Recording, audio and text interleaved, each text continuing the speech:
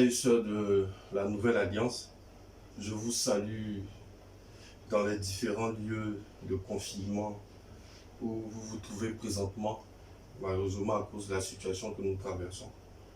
Je bénis aussi notre Dieu et son serviteur, le pasteur Niali, qui permettent que nous puissions partager ensemble ces quelques minutes pour pouvoir aborder la seconde partie de l'exhortation qu'on a débuté ensemble le mercredi dernier. Et comme je le disais, le thème général, c'est aimons et attendons le retour du Seigneur, ou si vous voulez, c'est aimons et attendons l'avènement du Seigneur selon les versions que vous avez comme Bible. Et on a vu le mercredi dernier le premier point qui était aimons le retour du Seigneur. Et l'objectif de ce premier point, c'était de nous faire comprendre et d'accepter que la crise du coronavirus, comme les crises passées et même les crises à venir, parce que ne nous y trompons pas, il y en aura d'autres qui viendront, malheureusement. Toutes ces crises-là sont une confirmation du fait que ce monde dans lequel nous nous trouvons finira comme nous enseignent les Saintes Écritures. La Bible, c'est vrai, ne nous donne pas de date précise par rapport à cette fin, mais elle nous donne des signes tels que les calamités, tels que les maladies, tels que le coronavirus qui s'accomplissent chaque jour de plus en plus. Et à cause du fait que vous et moi, nous avons compris que ce monde finira, nous ne devons pas trop nous attacher à lui. Nous pouvons avoir des projets parce que nous sommes encore sur la terre, mais tous ces projets-là doivent se faire dans la pensée que ce monde a une fin et cette fin est pour bientôt. Alléluia. Et en conséquence de cela, notre attitude au quotidien sera guidée par rapport à cette réalité biblique, à cette vérité biblique. Alléluia. Donc, nous ne devons plus nous attacher à ce monde. Nous devons au contraire nous atteler à aimer le retour de notre Seigneur, à aimer son avènement. C'est-à-dire, comme on l'a dit, soupirer, désirer ardemment ce retour qui, comme on l'a vu, sera bénéfique pour nous, en ce sens que ce retour mettra fin à toutes nos souffrances. Il mettra fin à toutes nos difficultés comme celles que nous vivons actuellement, mais également, comme on l'a vu, la couronne de justice, comme Paul l'a dit dans le texte de 2 Timothée qu'on a lu la dernière fois, est réservée à tous ceux qui auront aimé le retour du Seigneur. Bien aimés, si nous avons bien compris toutes ces choses, les bénéfices que nous tirons et que nous tirerons du retour du Seigneur, la seconde partie de cette exhortation nous intéressera davantage. Parce qu'il s'agira dans cette seconde partie de parler, de hâter le retour du Seigneur. Et comme j'ai dit, je sors moi de cette crise avec deux enseignements. Le premier, c'est de aimer le retour du Seigneur. Et le second, c'est d'hâter le retour du Seigneur. Et c'est ce point que nous allons voir ensemble par la grâce de notre Seigneur. Attends vient du verbe hâter, qui signifie faire arriver plus tôt, plus vite que prévu. Le synonyme d'hâter, c'est accélérer, c'est activer, c'est inciter à faire plus vite. Bien-aimés du Seigneur, comme je l'ai dit plus haut, nous n'avons pas de date précise en ce qui concerne le retour de Jésus. La Bible ne nous en donne pas. Elle nous donne que des signes qui précéderont ce retour-là. Elle nous dit également comment ce retour se fera. Mais la certitude que nous avons et que la Bible nous donne et qui se confirme chaque jour, c'est que Jésus-Christ reviendra certainement. Et quelqu'un, au moment où je parle, pourrait, à ce stade de mon intervention, se poser la question de savoir, mais pourquoi hâter ou accélérer ce retour quand on sait que Jésus reviendra tôt ou tard? Bien-aimés du Seigneur, la réponse ou les éléments de réponse à cette question se trouvent en deux points essentiels. Le premier point, c'est que c'est notre responsabilité d'acter le retour du Seigneur. Et ça, on le verra en 2 Pierre 3, le verset 12. Mais ensuite, il est avantageux pour nous que ce retour se fasse plus vite. Et à ce niveau, vous pouvez lire à la maison Matthieu 24, le verset 6 à 22, également Luc 18, le verset 8. Pour ce qui concerne le premier point, de savoir que c'est notre responsabilité d'acter le retour du Seigneur, on va lire rapidement 2 Pierre 3, le verset 12. La Bible dit ceci: tandis que vous attendez et hâtez l'avènement du jour de Dieu, à cause duquel les cieux enflammés se dissoudront et les éléments embrasés se fondront. Alléluia. En effet, la Bible nous engage à attendre ce retour, mais à ne pas seulement attendre ce retour. La Bible nous engage à le hâter, c'est-à-dire à faire en sorte qu'il vienne plus vite. C'est donc la responsabilité de chaque enfant de Dieu de faire en sorte que ce retour se fasse plus vite que prévu. C'est ta responsabilité, c'est également la mienne. Le deuxième élément de réponse, comme je l'ai aussi dit, c'est qu'il est avantageux pour nous que ce retour se fasse plus vite. Il est avantageux pour toi, il est avantageux pour moi que ce retour se fasse plus vite. En effet, Jésus lui-même, dans Matthieu 24 et Luc 18, disait que l'iniquité s'étant accrue, la charité du plus grand nombre se refroidira. Il disait même aussi, est-ce qu'il trouvera la foi sur terre à son retour? Bien-aimés du Seigneur, nous devons savoir une chose qui est importante. C'est que nous sommes engagés dans une guerre à l'usure. Une guerre dans laquelle le facteur temps est important.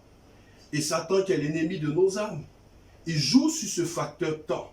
Et les difficultés d'ordre général, comme le coronavirus, et les difficultés individuelles qui créent dans la vie de chacun, il joue sur ce temps, sur ces difficultés-là, pour faire succomber chacun de nous.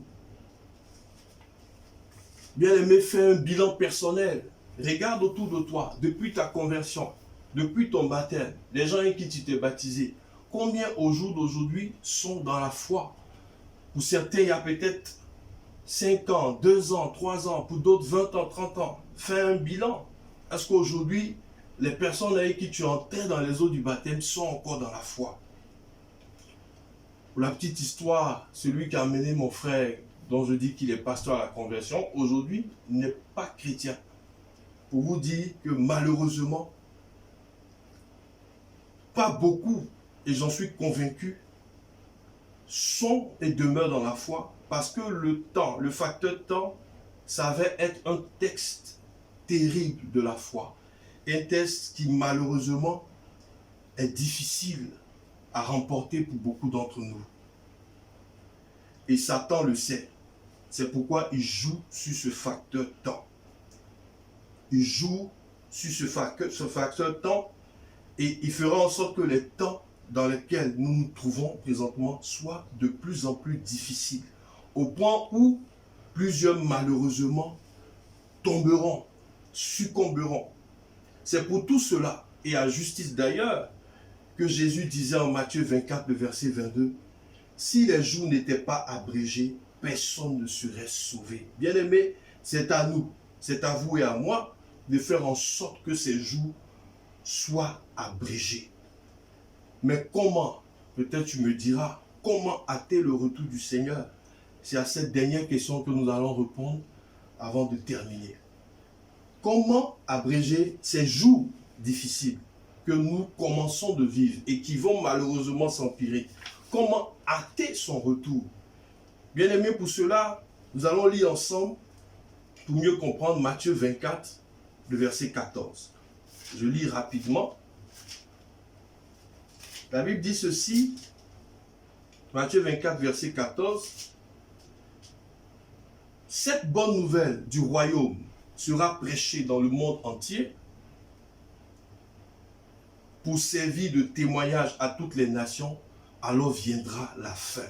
Je retiens de ce verset que la proclamation de l'évangile dans le monde entier, quelle que soit la façon, que ce soit par du porte-à-porte, que ce soit par du plein air, que ce soit par les réseaux sociaux comme on le fait aujourd'hui, est un signe, voire un facteur clé ou déterminant pour le déclenchement de la fin. L'évangélisation est donc le moyen le plus efficace pour hâter le retour du Seigneur. Heureusement pour nous à la Nouvelle Alliance, nous n'avons pas de problème avec cela parce que l'homme de Dieu a cette vision. Dès qu'il est arrivé, le pasteur Niali nous a dit que la vision qu'il a reçue du Seigneur, c'est de faire de nous des soldats du Christ pour gagner des âmes au Seigneur. Alléluia. Nous sommes donc engagés à cela. Si nous voulons que ces jours difficiles dans lesquels nous sommes engagés soient abrégés, comme la Bible nous l'enseigne, nous n'avons une seule chose qu'à faire, c'est nous engager résolument dans l'évangélisation. C'est de nous engager dans la proclamation de l'évangile. Voici la manière la plus efficace pour nous d'acter le retour du Seigneur, d'abréger les temps malheureusement difficiles qui se profilent à l'horizon. Nous pouvons commencer à le faire déjà dans nos familles. Dans nos familles, malheureusement, nous avons encore des personnes qui ne sont pas converties. Nous avons des papas, des mamans, des frères et sœurs qui ne connaissent pas encore le Seigneur. C'est le lieu de commencer avec eux. Et en le faisant avec eux, nous serons en train de participer à hâter le retour du Seigneur, à faire en sorte que ce retour soit plus rapidement possible, qu'il vienne plus vite que prévu. Bien-aimés, en conclusion de ce temps que nous avons passé, je vous dis que ma certitude, c'est que cette crise actuelle finira. Et nous le voyons, comme je l'ai dit, on parle de déconfinement, ça et là. Mais la question que toi et moi nous devons nous poser, c'est comment je sors de cette crise du coronavirus? Dans quel état d'esprit j'en sortirai? Le désir du Seigneur, c'est que vous et moi, nous sortions de cette crise avec un nouvel état d'esprit. Alléluia.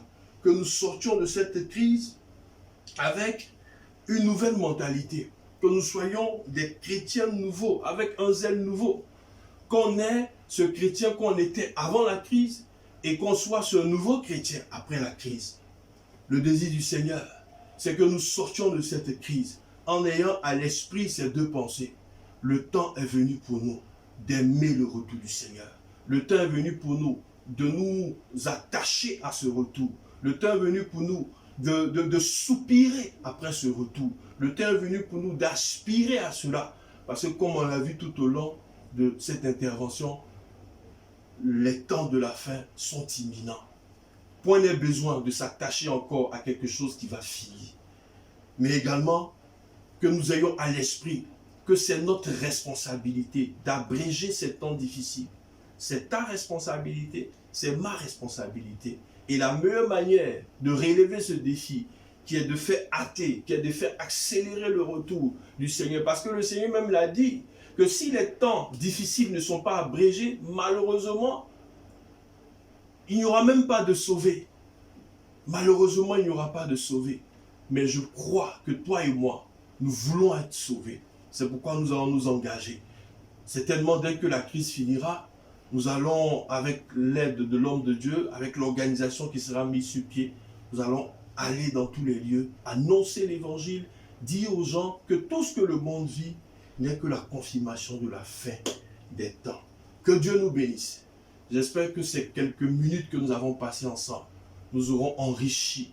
Et ma prière est que nous en sortions pleinement bénis. Alléluia. Nous allons baisser nos têtes dans les différents lieux où nous nous trouvons et nous allons prier ensemble. Seigneur, nous voulons te bénir. Oh, pour ces quelques mots, pour cette parole que tu as mise sur mon cœur depuis le début, depuis le mercredi dernier et que nous avons poursuivi aujourd'hui par ta grâce. Seigneur, merci parce que oh, tu mets cette pensée de ton retour dans notre cœur. Tu donnes à chacun d'entre nous oh, désormais d'aimer ce retour, grand Dieu, de nous attacher à l'aimer. Et que parce que nous aimerons ce retour, notre conduite sera guidée par rapport à ce retour. Aide-nous aussi à comprendre que nous pouvons abréger ces temps difficiles dont la Bible parle et que nous avons commencé à vivre. Nous pouvons abréger ces temps par notre engagement dans l'évangélisation, par notre volonté à parler de toi aux hommes. Seigneur, donne-nous de comprendre ces choses. Que ton nom soit béni. Bien-aimés, merci, que Dieu nous bénisse. Shalom dans vos différentes maisons. Amen.